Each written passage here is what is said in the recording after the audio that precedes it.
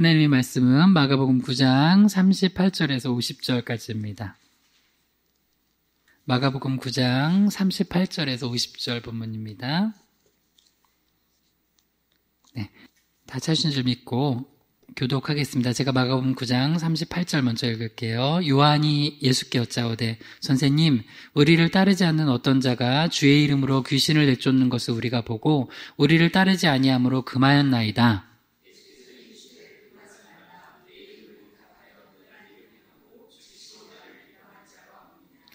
우리를 반대하지 않는 자는 우리를 위하는 자니라.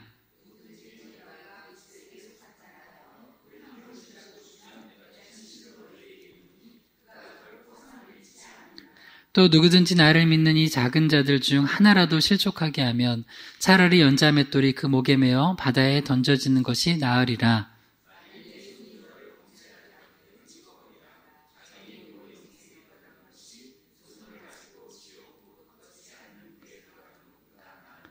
만일 내 발이 너를 범죄하게 하거든 찍어버리라. 다리 저는 자로 영생에 들어가는 것이 두 발을 가지고 지옥에 던져지는 것보다 나으니라.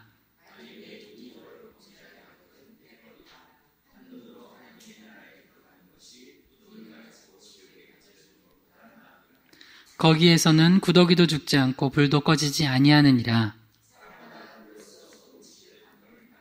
같이요. 소금은 좋은 것이로되 만일 소금이 그 맛을 잃으면 무엇으로 이를 짜게 하리요. 너희 속에 소금을 두고 서로 화목하라 하시니라. 아멘. 잠시 기도합니다. 하나님, 오늘도 우리가 주일 예배로 주님께 나아갑니다. 우리의 힘, 능력 의지하지 않고 그저 성령의 능력만 의지하고 일수 보혈만 의지하여 나가오니 주님, 이 예배를 주님 받아 주시옵소서. 또한 부족한 종이 하나님 말씀 대언할 때 바른 말씀, 바른 복음만 증거케 하시기 원하오며 또 이 말씀 듣고 우리가 생명을 얻고 더 풍성한 은혜를 누려 많은 영혼들을 주님께 돌아오게 하는 데 쓰임받기 원하오며 예수 그리스도의 이름으로 기도드립니다. 아멘. 말씀의 제목을 한번 따라해 보겠습니다. 연합사역의 원리. 네, 오늘 연합사역의 원리 세 번째 시간, 또 마지막 시간 갖도록 하겠습니다. 마가복음 9장 38절에서 50절 본문으로 우리가 연합사역의 원리라는 제목으로 우리 3주간 말씀을 살펴보고 있는데요. 이 말씀을 그 전에 우리가 봤던 말씀하고 연결지어보면 이거예요. 우리가 주님 나라의 일을 할 때 맨 처음에 12제자 공동체 안에서 분열이 일어났잖아요. 서로 누가 크냐 연합하지 못한 거예요. 그 안에서. 그래서 예수님께서 뭐라고 그러냐면 너희가 낮아지면 오히려 너희가 높은 자 되는 거야. 그러니까 높아지려고 하지 말고 오히려 낮아지려고 그래. 그래서 역설적인 영적인 진리를 가르쳐 주셨죠. 그러니까 예수님의 12제자 공동체 안에서도 연합이 깨지려고 그럴 때 예수님은 연합하라고 하셨어요. 또 하나, 우리가 마가복음 9장 38절에서 50절 본문은 요한을 중심으로 한 12제자 공동체와 또 다른 예수 제자 공동체라고 합시다. 교회라고 합시다. 예수님 옆에 같이 있었던 12제자 공동체 말고 또 다른 영적 공동체랑도 연합하라는 거예요. 이제 이 요한은 저들은 우리한테 인증도 안 받고 막 한다. 예수님의 이름을 가지고 막 귀신도 내쫓아내고 막 능력도 행하고 복음도 전한다. 그러니까 못하게 막았습니다. 그러니까 예수님께서 그러지 말고 우리 지금으로 말하면 우리 희망의 교회 말고도 다른 교회랑도 연합하라는 얘기예요. 연합하지 말라는 얘기예요. 연합하라는 얘기예요. 다른 교회가 열심히 전도하고 주의 일 하면은 칭찬하라는 얘기예요. 방해하라는 얘기예요. 칭찬하고 도와주라는 얘기예요. 이 두 가지 원리만 잘 알아도 행복하게 목회자는 목회하고 성도들은 행복하게 신앙생활해요. 대부분 왜 교회에서 그 지긋지긋하게 힘드냐면 교회 안에서 서로 누가 크냐고 맨날 싸워 연합이 깨져. 그러면 목회도 힘들고 성도님들도 신앙생활하는데 재미없어요. 교회가 평화로워야 되는데 평화로다. 하늘 위에서 내려와야 되는데 불화로다. 이러면 안 되잖아요. 그러니까 그 제자 공동체 안에서 먼저 평화해야 되고 연합해야 되고 그 다음에 또 다른 교회랑도 경쟁할 게 없어요. 다른 교회랑도 같이 연합하고 서로 도와주고 협력하면 그렇게 또 재밌고 행복할 수가 없어요. 그러니까 이 두 가지만 잘 알고 주의 일을 해도 우리가 아주 천국 가는 그날까지 행복하게 신앙생활 할 수 있습니다. 여러분 모두 행복한 신앙생활 하십시오. 할렐루야. 네, 이것 때문에 여러분 힘들지 않았으면 좋겠어요. 그 다음 또 하나 이제 봐요. 그럼 오늘 마지막으로 그러면 우리가 연합해야 되는데 연합하는 게 쉬워요? 어려워요? 네, 어려워요. 어려운데 연합할 수 있는 그 영적인 원리들을 주님께서 세 가지로 가르쳐 줬어요. 한번 점검해 봐요. 그래서 지난번에 살펴봤던 거 첫 번째 한번 따라해 보세요. 예수 복음 안에서 다양성을 존중하기. 네, 예수님 안에서 복음 안에서 있다면은 다른 십자가 부활의 복음 전하고 있다면 다양하게 사역하는 그 사람들 공동체를 존중해 줘야 돼요. 교단들. 그다음 두 번째 한번 따라해 봐요. 예수 복음 안에서 사역자를 선대하기. 예, 그래서 우리가 지난주에 밥사 사역하자고 그랬잖아요. 못한 분들 이번 주, 하여튼 이번 달 안에 좀 해보세요. 그래서 그 가난한 사르밧 과부가 엘리야를 선대해 줬잖아요. 근데 그 상을 말씀에 의하면 어떻게 된다고요? 엘리야가 850대 1로 바알과 아세라 선지자 싸워서 이긴 상을 사르밧 과부가 받는 거예요. 주님의 이름으로 선지자를 그렇게 대접하면 그렇게 되는 거예요. 그래서 우리는 못하지만 우리가 후방 사역밖에 못해요. 우리가 선교지 못 나가요. 근데 우리가 물질로 기도로 도우면 그 상을 누가 받는 거예요? 우리가 받는 거예요.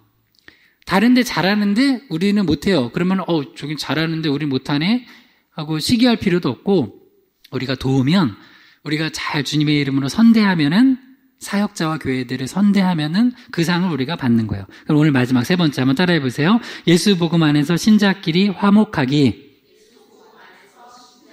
와, 이거 목사님 이거 제일 어려워요 하고 손들 것 같아요. 예수 복음 안에서 우리 신자 공동체 안에서 화목하는 거예요. 예수님의 12제자 공동체 안에서 서로 화목하는 거예요. 근데 성경에서 우리가 봐서 알듯이 쉽지 않아요. 근데 이 쉽지 않은 거를 해내는 게 능력이에요. 할렐루야. 네, 그게 능력이에요. 근데 할 수 있는 영적인 지혜를 성경에서 주셨어요. 세 가지인데요. 예수 안에서 복음 안에서 우리 신자끼리 서로 화목할 수 있기 위해서 첫 번째 영적인 지혜가 대화를 통해서 화목할 수 있는 지혜를 주셨고요. 두 번째는 겸손을 통해서 화목할 수 있는 지혜를 주셨고요. 세 번째는 나눔을 통해서 화목할 수 있는 지혜를 주셨습니다. 마가복음 9장 42절에서 50절 다시 읽어볼까요? 시작. 또 누구든지 나를 믿는 이 작은 자들 중 하나라도 실족하게 하면 차라리 연자맷돌이 그 목에 매어 바다에 던져지는 것이 나으리라. 소금은 좋은 것이로되 만일 소금이 그 맛을 잃으면 무엇으로 이를 짜게 하리요? 너희 속에 소금을 두고 서로 화목하라 하시니라. 즉 우리가 이제 마가복음 9장 38절에서 50절 읽었던 본문의 핵심은 뭐냐면 이거예요. 서로 화목하라는 거예요. 니네 제자 공동체 안에서도 그렇고 다른 제자 공동체 예수 이름으로 모인 곳하고도 화목해야 돼요. 그러니까 이걸 위해서 노력해야 돼요. 근데 이걸 위해서 노력하지 않으면 나는 잘할 수 있어요. 근데 문제는 뭐냐면 나는 열심히 잘하는데 계속 불화하면서 여기 이제 마가복음 9장 42절에 의하면 다른 사람을 실족하게 만들어요. 그래서 교회 안에서 목사님들끼리 서로 실족하게 만들고 주의 종들끼리 성도끼리 서로 실족하게 만들고 그러면 안 된다 이거예요. 예를 들어서 우리 희망의 교회 때문에 우리 고기동 지역의 나머지 교회가 실족했다는 얘기 들으면 돼요, 안 돼요? 안 됩니다. 안 돼요. 좀 더 펼쳐져서 우리 희망의 교회 때문에 여기 지역 분들도 실족했다고 그러면 안 되잖아요. 근데 특별히 먼저 교회 안에서 또 교회끼리 서로 신자가 화목하게 되는 게 왜 중요하냐면 세상 사람들은 우리 교회가 어떤 데인지 몰라요. 근데 뭘 통해서 아냐면 그 사람들은 우리 교회에서 함께 교제하고 사랑을 나누고 화목한 걸 보면서 교회는 좋은 곳이구나 아는 거예요. 아는 거예요. 참 교회라는 곳은 좋은 곳이구나. 십자가 걸어놓은 곳, 예수 믿는 곳은 참 좋은 곳이구나. 나도 저기 가서 저렇게 하하하 호호 웃으면서 내 마음도 털어놓고 싶다.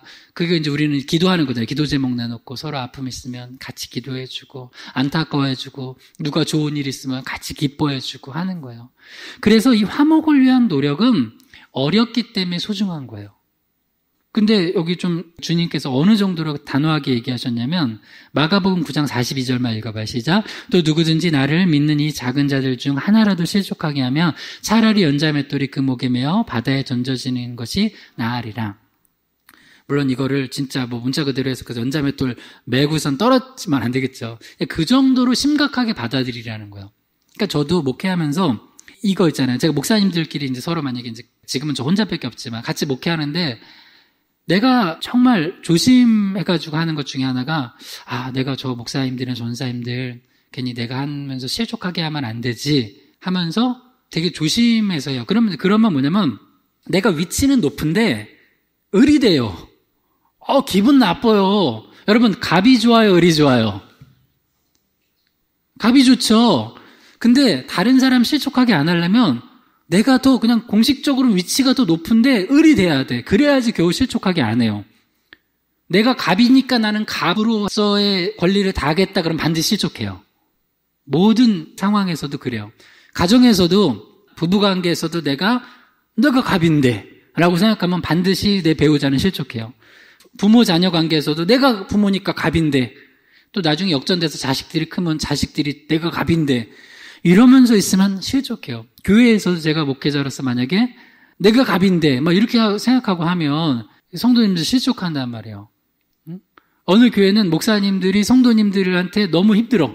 성도님들이 목사님, 저는 여기 개척했잖아요. 예를 들어 뭐 당회 같은 데 있는데 부임회원 목사님들은 그 당회원 장로님들한테 너무 시달려가지고 어떤 분은 우울증 걸리고 막 이러신대요. 목사님. 이러면 안 되잖아요. 그죠? 여러분, 우리 서로 사랑합시다. 할렐루야. 서로 화목해야 돼요. 왜냐면 그 정도로 주님이 한 영혼 한 영혼을 소중히 여기신다는 거예요. 실족하게 하면 연자맷돌 매달아서 바다에 던져지는 것이 낫다.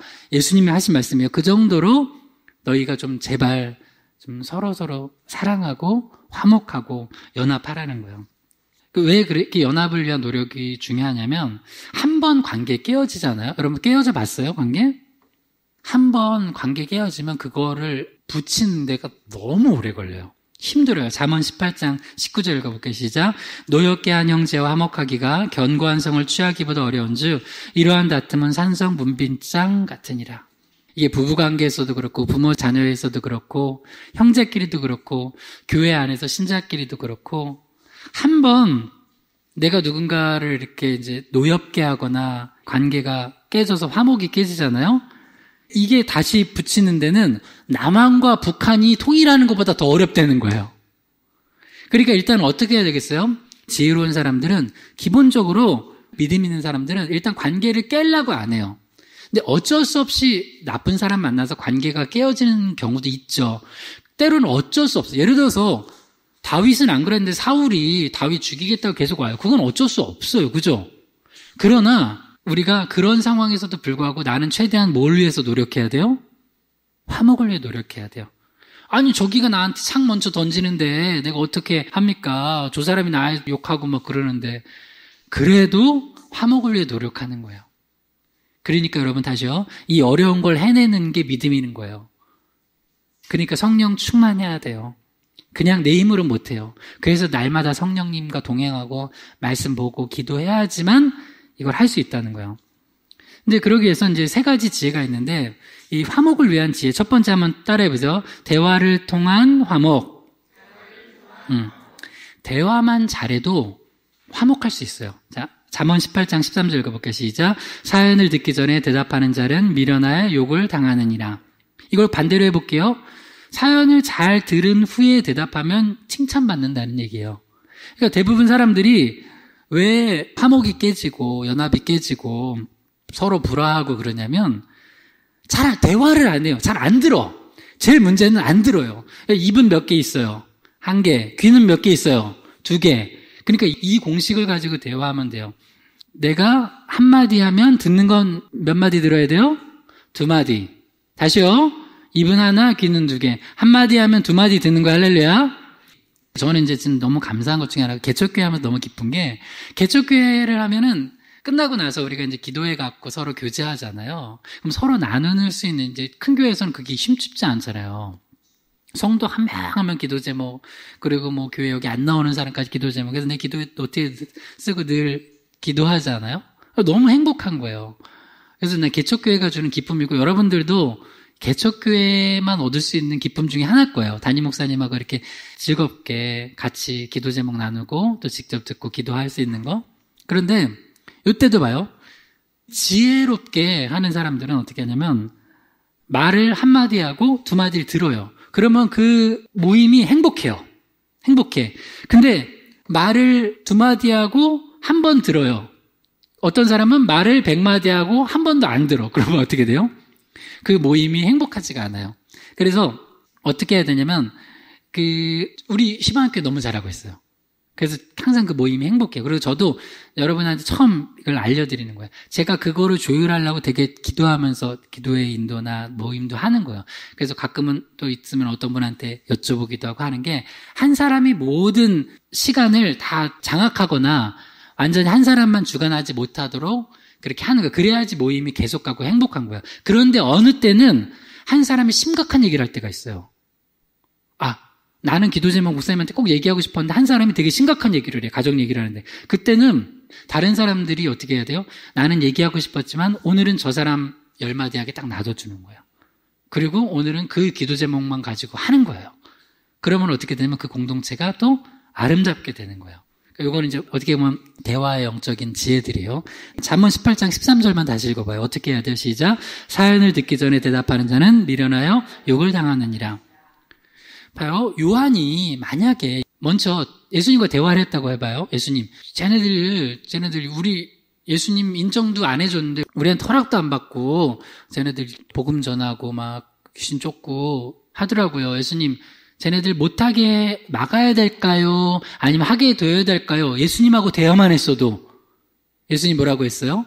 하게 내둬라 했겠죠. 근데 요한은 어떤 스타일이냐면 먼저 못하게 막아놓고 나서 나중에 예수님한테 와서 얘기하니까 혼났죠.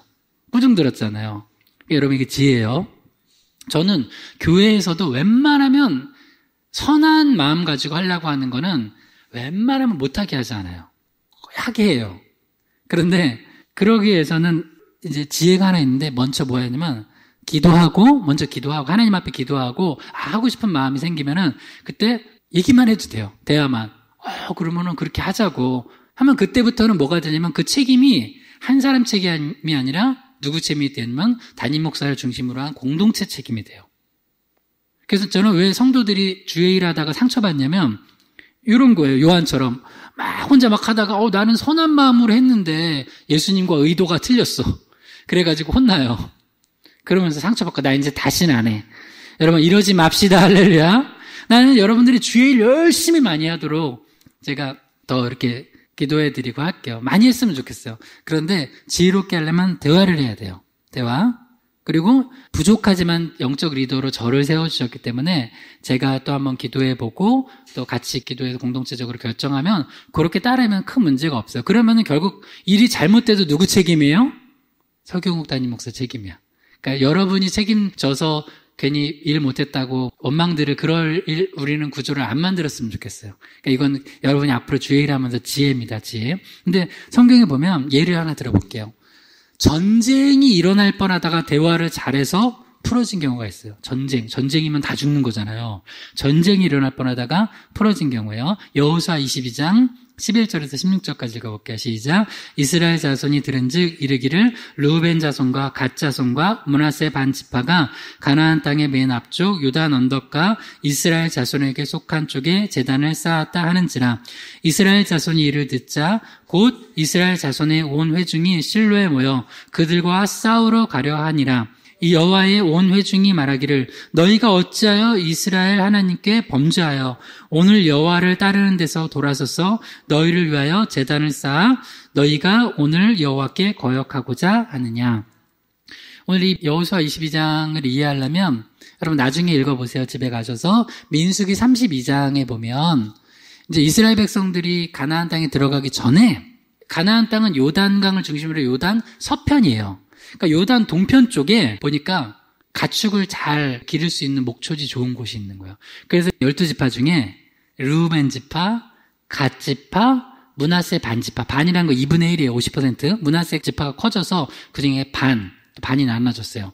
그러니까 르우벤 지파, 갓 지파, 므낫세 반 지파가 그 땅을 요구하는 거예요. 우린 요단 서편 가나안 그쪽 말고 요단 동편 요쪽에 여기 이 목초지 좋은 곳에 우리 기업을 얻었으면 좋겠습니다. 하니까 모세가 처음에 막 화가 나가지고 아니 너희들 지금 다른 지파들은 내 형제들은 지금 가나안 땅에 가려고 하는데 너희들만 여기 머물겠다고 하면은 이게 분열되는 거 아니냐. 너희들만 그렇게 하냐 했을 때 이 세 지파 르우벤 지파, 갓 지파, 므낫세 반 지파가 우리가 처자들과 양과 소만 여기 남겨두고 우리는 나중에 그 가나안 땅에 같이 들어가서 장정들은 가나안 정복전쟁 다 하고 그 다음에 돌아오겠다고. 그러니까 모세가 생각해 보니까 그럼 그건 되겠다고 해가지고 이 두 지파 반은 요단 동편 쪽에 기업을 얻은 거예요. 그리고 실제로 이제 이들이 이제 가나안 정복 전쟁에 다 열심히 참석하고 책임을 다한 다음에 다시 요단 동편으로 자기 원래 기업 먼저 모세 때 받았던 기업으로 돌아가려 할 때 뭘 세웠냐면 그 요단가에 제단을 하나 세운 거예요. 근데 제단을 세웠는데 이 나머지 9지파 반이 보니까 이놈들이 이거 우상 숭배하려고 제단을 세웠어? 여호와 하나님 신앙을 버리고 지금 우상 숭배하려고 제단을 세운 거야 라고 딱 생각을 하고 어떻게 했냐면 전쟁이야 하고 다 죽이러 가자고 한 거예요. 근데 그때 먼저 그렇게 안 하고 그럼 먼저 전쟁 가기 전에 제사장 비느하스랑 그리고 나머지 9지파 반의 지도자들을 보내가지고 대화를 해요. 대화를 해요. 이제 그 뒤에 이제 한번 들어봅시다. 여호수아 22장 24절에서 25절을 시작. 우리가 목적이 있어서 주의하고 이같이 하였느라 곧 생각하기를 후일에 너희 자손이 우리 자손에게 말하여 이르기를 너희가 이스라엘 하나님 여호와와 무슨 상관이 있느냐 너희 르우벤 자손 갓 자손아 여호와께서 우리와 너희 사이에 요단으로 경계를 삼으셨나니 너희는 여호와께 받을 분깃이 없느니라 하여 너희 자손이 우리 자손에게 여호와 경외하기를 그치게 할까 하여. 그래서 이제 얘기를 들어보니까 그 제단을 쌓은 게 이제 나중에 요단 동편으로 들어가면 우리가 흔히 가나안 땅이라고 하는 곳은 요단 서편이에요. 9지파 반은 거기 기업을 얻었다고요. 근데 나중에 우리가 돌아갔을 때 시간이 지나서 후손들이 너희들은 우리랑 상관없어 하면서 우리가 여호와 하나님 신앙을 지키고 예배하려고 하는데 오히려 우리를 다른 민족처럼 대하고 또 여호와 하나님 신앙 없는 것처럼 대할까봐 우리가 이 증거를 삼기 위해서 여기다가 제단을 세운 거라고 얘기를 하는 거예요. 그러니까 잘 대화를 한 거예요. 그러니까 이 9지파 반은 이 2지파 반이 그 요단 경계에다가 제단 세운 게 우상 숭배하고 여호와 하나님의 신앙을 버리려고 한 줄 오해한 거예요. 근데 대화를 나눠보니까 뭐예요? 아닌 거예요. 오히려 그 반대였던 거예요. 여호와 하나님의 신앙을 더 잘 지키기 위해서 증거를 삼기 위해서 그 제단을 삼았다는 거예요. 그러니까 이제 어떻게 문제가 해결이 되는지 봐요. 여호수아 22장 27절 읽어봐요. 시작. 우리가 여호와 앞에서 우리의 번제와 우리의 다른 제사와 우리의 화목제로 섬기는 것을 우리와 너희 사이와 우리의 후대 사이에 증거가 되게 할 뿐으로써 너희 자손들이 후일에 우리 자손들에게 이르기를 너희는 여호와께 받을 분깃이 없다 하지 못하게 하려 함이라.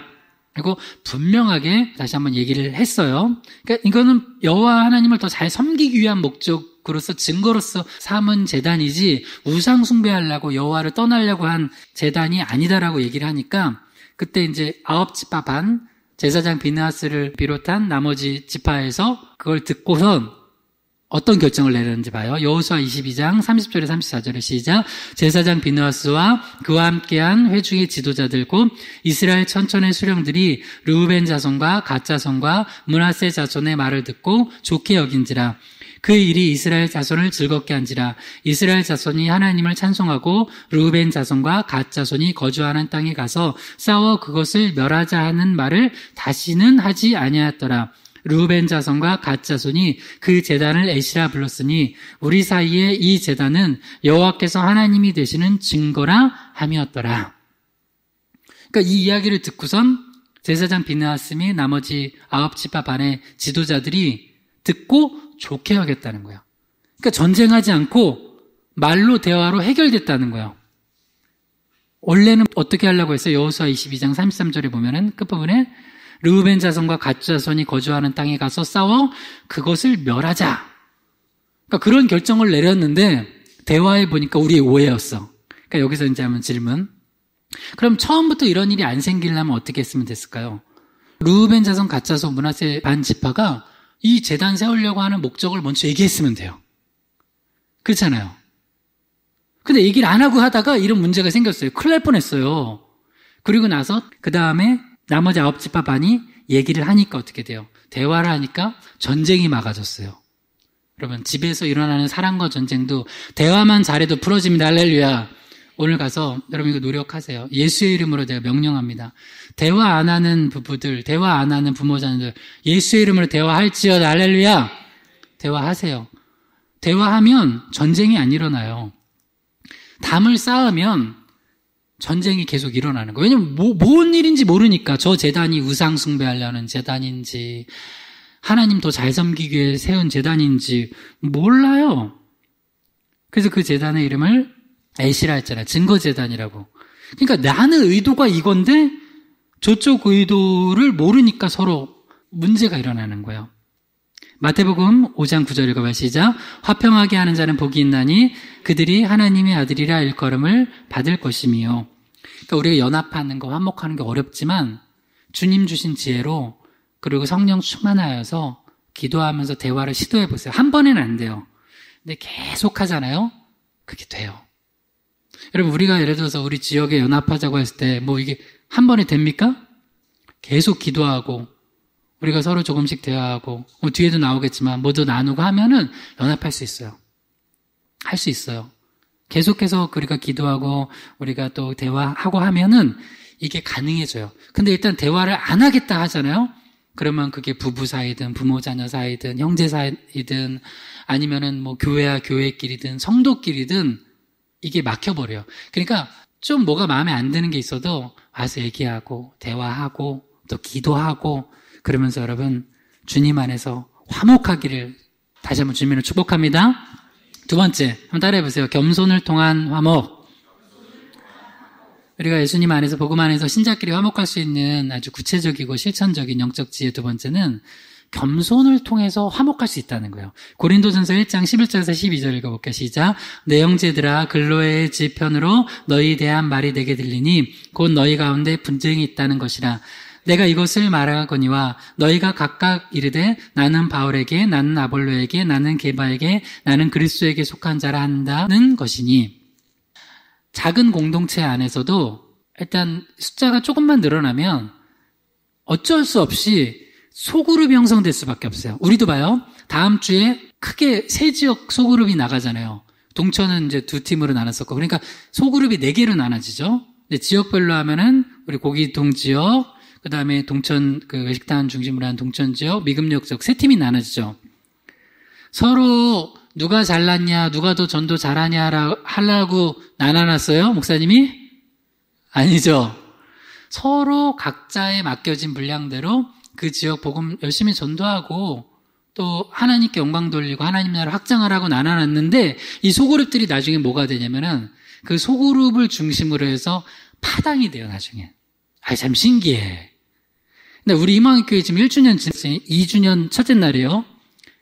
이런 일 100주년 지나도 없기를 주님을 축원합니다. 그러려면 겸손해야 돼요. 겸손하면 해결돼요. 그러니까 쉽게 말해서 왜 화목 못하고 자꾸 파장 나눠지냐? 교만해서 그래요. 자, 여기 보면 고린도 교회는 누가 개척했냐면 사도 바울이 개척했어요. 그리고 이제 바울 같은 경우는 이 개척 사명이잖아요. 가는 곳곳마다 복음 전하고 개척하고 한 뭐 1년, 2년 또 섬기고 또 나와서 또 개척하고 이런 사명 주신 분들이 있어요. 그래서 어떤 목사님은 교회만 한 100개 개척을 해요. 진짜 대단한 목사님이에요. 교회만. 그러니까 자기는 그 교회에서 오래 안 있고 거기에서 뭐 짧게는 몇 개월, 뭐 길게는 한 뭐 2, 3년 있다가 또 나와서 개척하고 그리고 다른 분 모셔다 놓고 또 거기 하고 뭐 이런 분 있어요. 그런 선교사님, 내가 예전에 몽골 선교인가 갔을 때 그쪽에 거기도 개척하고 뭐 했던 선교사님이 그때 오셔가지고 마침 만났었는데 그분이 153 비전이라고 그래서 153 알죠?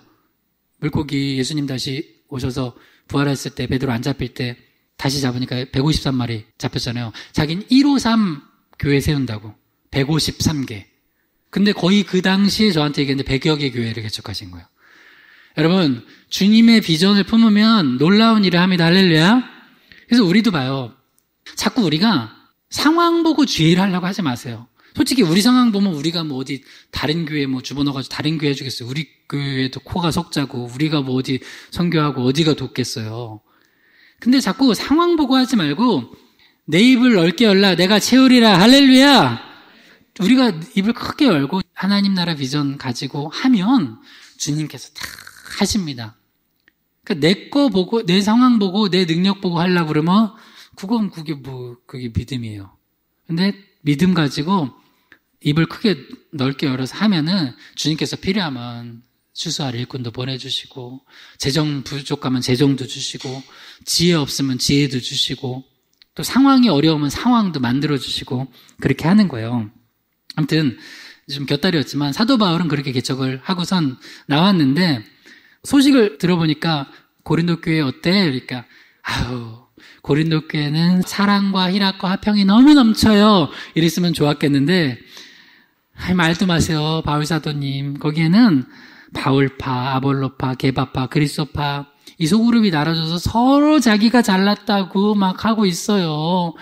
이러고 있었어요. 그때 이 문제가 이제 해결이 되려면 어떻게 해야 돼요? 일단 화목이 깨진 거잖아요. 이거를 합치려면 딱 하나밖에 없어요. 겸손이야, 겸손. 근데 바울이 어떻게 했냐 이렇게 얘기했어요. 고린도전서 3장 6절에서 7절 읽어봐요. 시작. 나는 심었고 아볼로는 물을 주었을 때 오직 하나님께서 자라나게 하셨나니 그런즉 심는 이나 물 주는 이는 아무것도 아니로되 오직 자라게 하시는 이는 하나님뿐이니라. 갑자기 바울이 자기를 확 낮춰버렸어요. 근데 바울은 원래는 그렇게 낮추지 않아도 될 만한 상황이에요. 내가 개척한 교회고 그럼 내가 1등이지. 근데 뭐라고 하냐면 바울이 나는 심었고 아볼로는 물을 주었다. 그러면서 심는 이나 물 주는 이는, 그러니까 바울 자신을 얘기한 거예요. 그냥 아무것도 아니래요. 어느 정도 낮추냐면 조금 낮춘 게 아니라 아무것도 아니래. 예를 들어서 저 담임 목사잖아요. 담임 목사인데 누가 나를 신학교육 졸업도 안 한 전도사 취급해 막. 그러면 내가 담임 목사인 거를 막 증명하려고 막 내가 막 열내야 되겠어요? 저분은 나를 그렇게 동안으로 보는구나. 날 얼마나 기뻐. 막 하면서 감사하면 돼요. 그러면 돼. 근데 우리가 대부분 왜 그러냐면 그러니까 내가 생각하는 기준이 있어요. 예를 들어서 나는 1등이야. 못해도 나는 5등 정도는 해. 근데 저 사람이 나를 보니까 반에서 예전에 요새는 애기들 한 반에 한 20명, 25명밖에 없잖아요. 우리 권사님들 학교 다닐 때 초등학교 때 몇 명이었어요? 60명, 70명. 그랬죠? 정말 어떻게 앉아서 공부했나 모르겠어요. 그때 코로나 왔으면 큰일 났겠다. 그죠? 옷 다닥닥 붙어가지고 막 하잖아요. 이도 같이 옮기고 막. 근데 거기서 나는 한 5등 하는데, 그럼 그때 5등이면 되게 잘할 거잖아요. 5등 하고 잘하면은 막 2, 3등도 하고 하는데, 1등은 아니지만, 누가 갑자기 나한테 그랬어요. 야, 너 30등이지? 그러면 30등도 중간 이상 하는 건데 너무 막 화가 나는 거죠. 나 30등 아니라고 막 화가 날 거 아니에요. 그런 것처럼 교회에서도 내 스스로가 예를 들어서 나는 적어도 그래도 나는 한 7, 8등은 한다고 생각하는데 나를 거의 막 70등 정도로 막 대우하는 거예요. 그러면 기분이 좋아요, 나빠요? 너무 나쁘죠. 그것 때문에 밤잠 못 자고 막 죽겠는 거예요.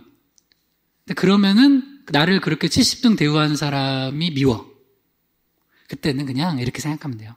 70등 고맙다. 나는 70등 뭐야. 나는 저 100등도 안 된다.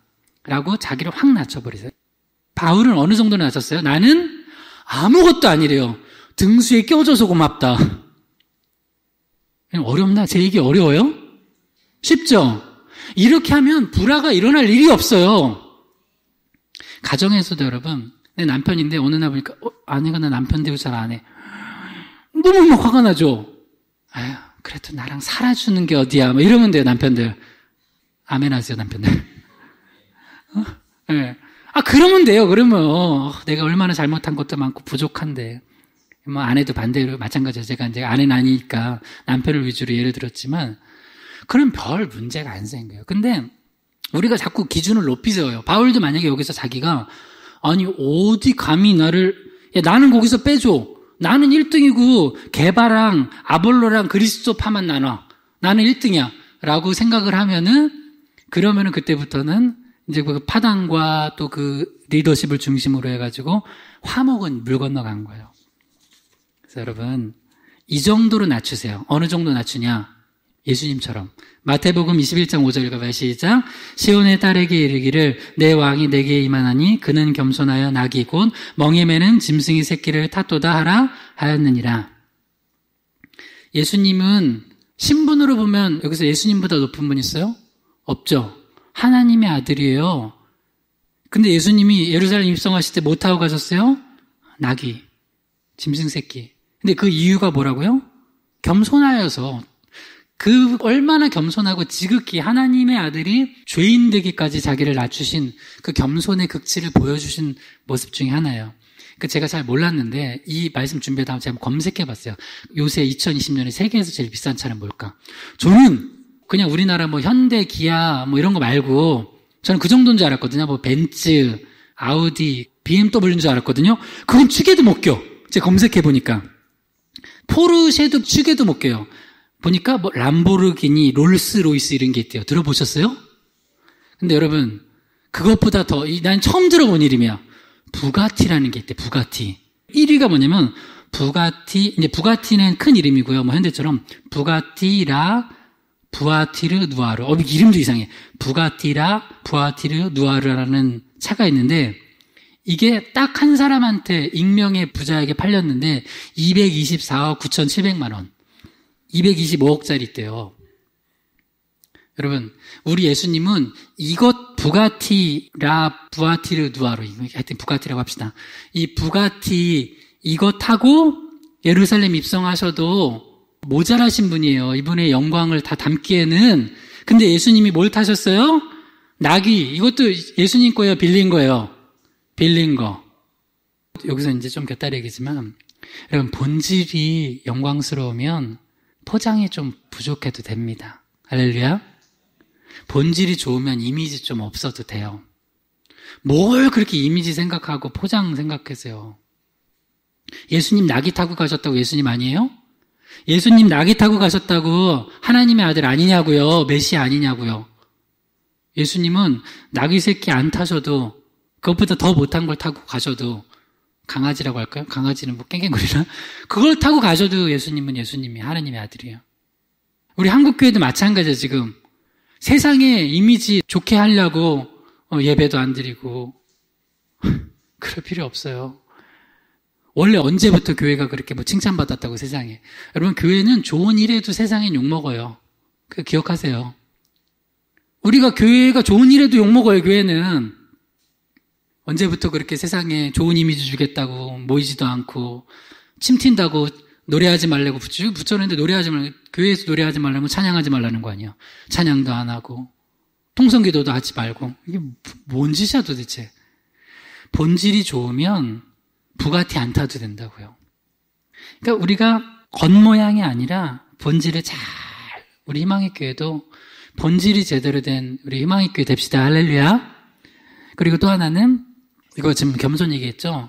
사도 바울도 자기는 고린도 교회 개척했지만 왜 내 이름을 왜 거론해? 난 아무것도 아니야. 하나님만 높아지면 돼. 하니까 화목하게 해결이 되는 거예요.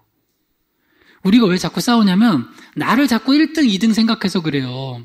그냥 아무것도 아니라고 생각하면 돼. 여러분 누군가 예를 들어서 우리 주변에서 다른 교회들에서 저기 서경 목사가 제일 못한다고 하면 그냥 그런 것 같다고 해주세요. 그냥 제가 되게 부족한 분이니까 기도해 주시라고. 저도 그렇게 생각해요. 실제로 제일 부족해요. 제가 나를 높여주려고 싸울 것도 없어. 여러분 그러니까 여러분도 제발 내가 1등 이렇게 생각하지 마세요. 저는 여러분들이 1등이라고 생각해요. 저한테는 우리 희망학교 성도들이 1등이야. 그러나 성도님들끼리는 서로 좀 그냥 아무것도 아니다 이렇게 하세요. 그러면 문제들이 다 해결이 됩니다. 그리고 화목하게 될 수 있습니다. 자, 마지막 세 번째입니다. 따라해보세요. 나눔을 통한 화목. 로마서 12장 17절에서 18절 읽어봐요. 시작. 아무에게도 악을 악으로 갚지 말고 모든 사람 앞에서 선한 일을 도모하라. 할 수 있거든 너희로서는 모든 사람과 더불어 화목하라. 그러니까 마지막으로 우리가 예수 복음 안에서 서로 신자끼리 또 이웃끼리 화목할 수 있는 방법으로 주신 게 뭐냐면 나누는 거예요. 첫 번째는 대화만 잘해도 전쟁 안 일어나요. 화목할 수 있어요. 두 번째는 내가 낮추고 겸손하면 화목할 수 있어요. 세 번째로는 나누면 화목할 수 있어요. 제가 지난주에 얘기했죠. 박사하기보다 훌륭한 하기가 뭐라고요? 밥사하기. 밥사하기. 밥을 사고 다른 사람들 위로하고 다른 사람들에게 주의 사랑을 나누면 그거가 훨씬 더 훌륭한 거라고요. 로마서 12장 17절에 보면 악을 악으로 갚지 말래요. 그리고 할 수 있거든 로마서 12장 18절에 모든 사람과 더불어 화목하래요. 이거 쉽지 않죠? 다시 얘기하자면 이 쉽지 않은 걸 믿음으로 해내는 게 그래서 하나님 보시기에 아름다운 거예요. 내가 을이 되고, 을이 뭐야? 갑을, 병, 정이 돼서 화목하는 거. 근데 악을 악으로 갚는 사람의 특징을 이 주제를 가지고 생각하면 이거예요. 적극적으로 악을 갚는 사람이 있어요. 공격한다고 그랬죠. 근데 소극적으로 악을 갚는 사람이 있어요. 그걸 뭐라고 그러냐면 수동공격이라고 그래요.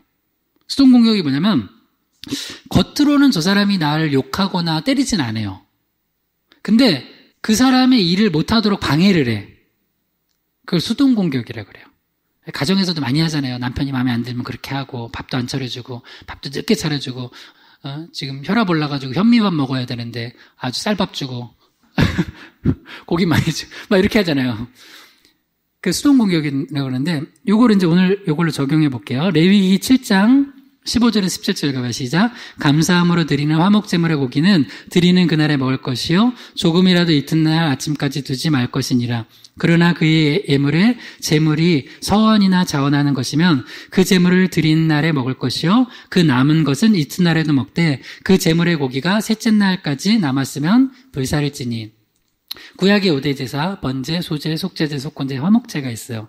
이 모든 5가지 제사는 예수 그리스도의 십자가를 통하여서 다 완성된 거예요. 그러니까 이 5가지 제사의 특징을 잘 살펴보면 예수님의 십자가의 정신이 뭔지를 알 수 있어요. 그 중에 화목제 안에도 3가지 제사가 있거든요.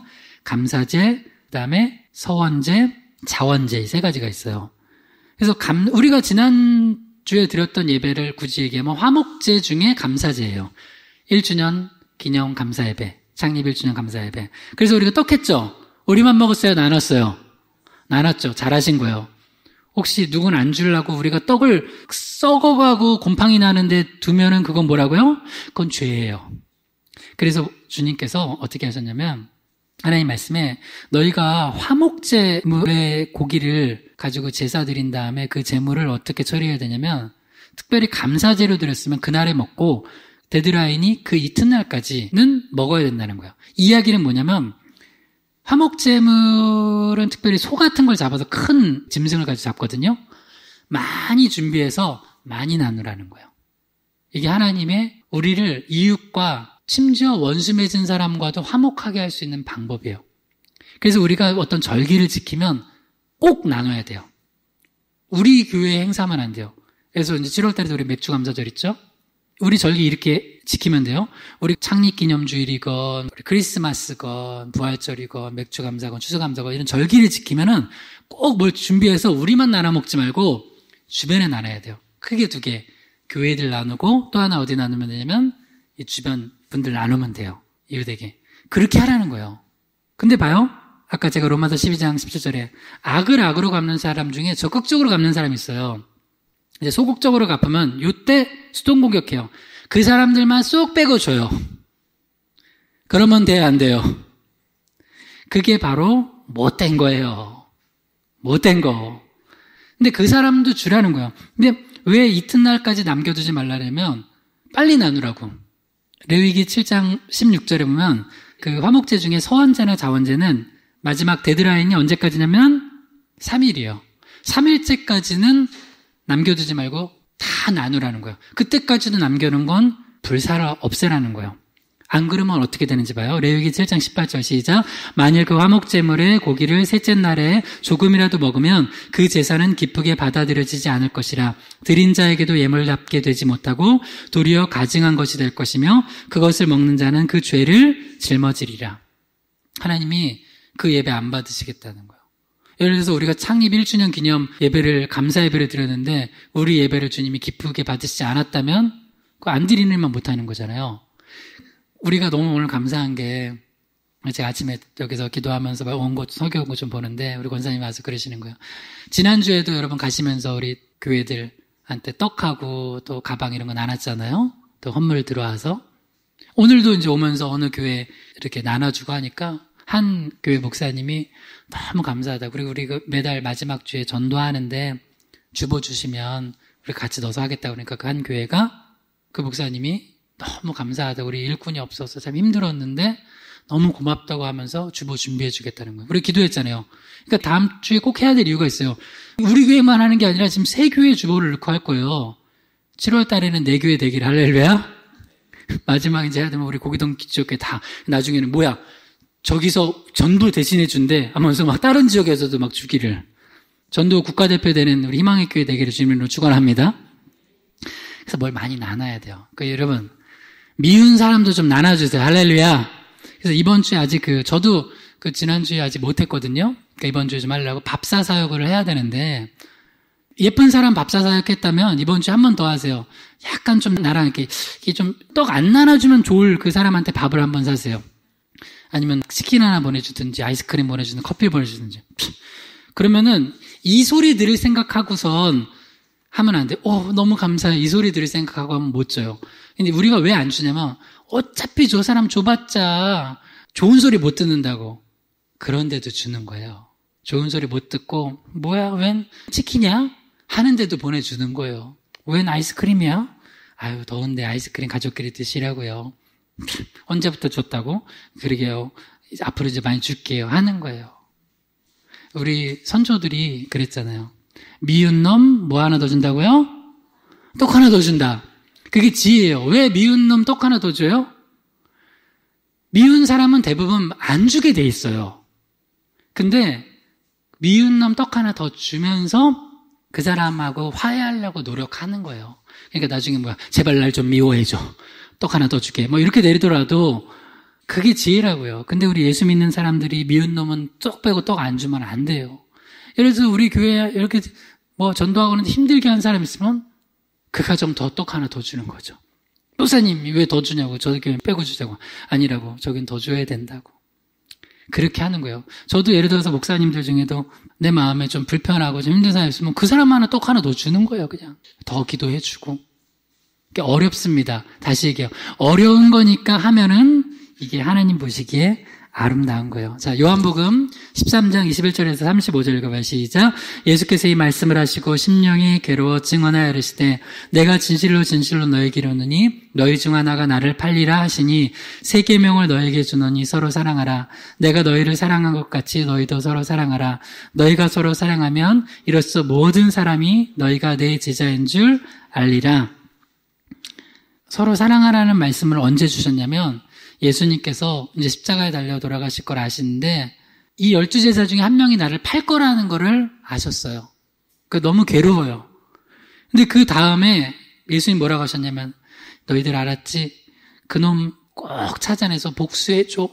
그놈 꼭 못하게 말려줘. 그놈 꼭 너희들이 내 원수를 갚아줘. 이렇게 안 하고 예수님께서 뭐라고 하시냐면 이 이야기를 하신 게 여러분 성경 잘 읽어보면 이 이야기를 나머지 11제자들은 못 알아들어요. 그러니까 이제 누가 팔 거라는 걸 알아요. 근데 누가 팔 거라는 걸 예수님이 떡 하나 가룟유다에게 주면서 이 사람이라고 했는데도 다른 사람은 못 알아들어요. 다른 사람 눈을 가렸어요. 이 이야기 뭐냐면 너희들이 유다 찾아내가지고 죽이라는 얘기가 아니라 유다 네가 회개하라는 얘기예요. 유다가 회개하고 돌이키라는 얘기였지 다른 사람들이 유다 다른 제자들에게 서로 원망하고 싸우라는 얘기가 아니었어요. 그러니까 저 여러분 좀 다짐하세요. 제가 요새 그런 생각이 들어요. 그러니까 왜 이렇게 화목을 못하냐면 여러분 연예인병 걸려서 그래요. 연예인병. 이게 무슨 얘기냐면 연예인들이 주로 확인한 게 뭐냐면 댓글이야. 좋아요, 싫어요, 뭐 연기가 왜 그래요? 발연기네요. 국어책 읽네요. 그러면 막 그것 때문에 막 너무 힘들다는 거야. 근데 요새 뭐 성도님들도 목사님들도 서로 누가 내 얘기 안 하나, 누가 내 욕 안 하나. 제발 연예인병 걸린 것처럼 그 얘기 좀 듣지 마세요. 누가 칭찬 안 해주나, 누가 욕하나. 왜 이렇게 세상 소리 들으면서 살아가려고 그래요. 하나님 여러분 사랑하십니다. 할렐루야.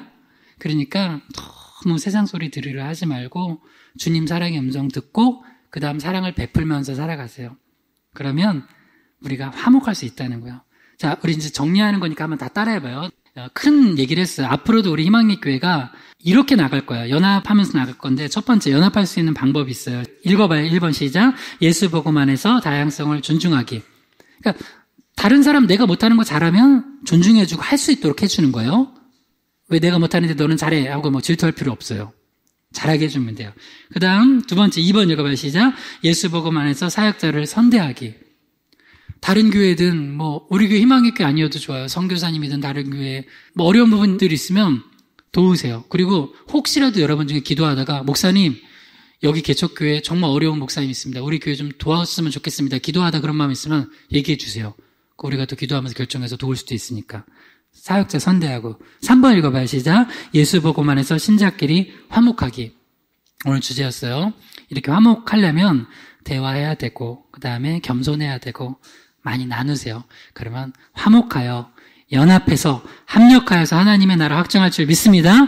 자, 이 세 가지 놓고 한번 주여 한번 부르면서 우리가 연합해서 합력하여서 하나님 나라 확장하게 해달라고 한번 기도합시다. 주여 한번 부릅니다. 주여 하나님 아버지,